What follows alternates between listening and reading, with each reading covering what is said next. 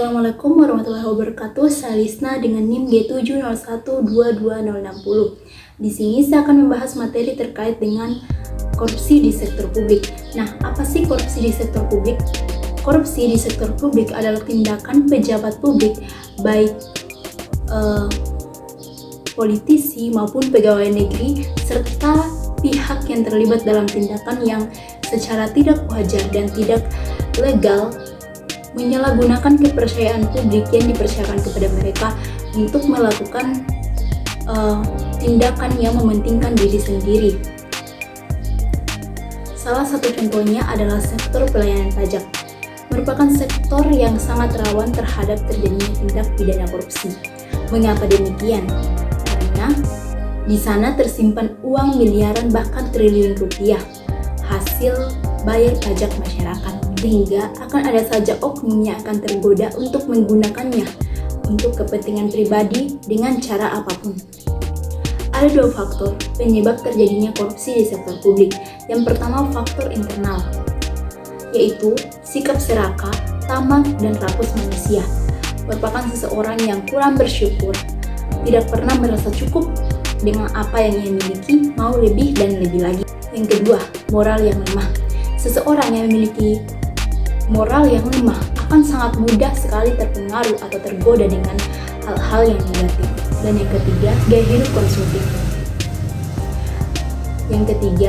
gaya hidup konsumtif. Seseorang yang memiliki gaya hidup yang terlalu tinggi akan melakukan berbagai cara untuk memenuhi kebutuhan gaya hidupnya tersebut. Yang kedua, faktor eksternal. Di antaranya ada aspek hukum, aspek politik, aspek ekonomi, aspek sosial, dan aspek organisasi. Ada beberapa cara yang dapat dilakukan untuk mengatasi praktik korupsi di sektor publik. Yang pertama, memperkuat kapasitas kelembagaan birokrasi pelayanan publik. Yang kedua, memperkuat kapasitas sumber daya manusia. Yang ketiga, mencegah atau memperkecil peluang bagi pegawai birokrasi yang mungkin saja akan melakukan tindakan pidana korupsi.